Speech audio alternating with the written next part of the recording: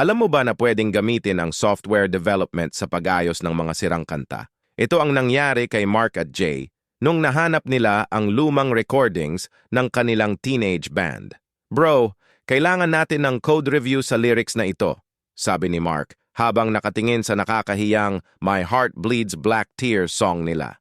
Ginawa nilang technical debt ang lahat ng outdated na emo structures. Parang nag-refactor sila ng architecture ng bawat kanta. Si Jay naman gumawa ng breaking changes documentation para sa transition nila from emo to modern rock. Hindi compatible yung bagong sound natin sa original compositions. Reklamo niya habang nag-struggle sa backward compatibility.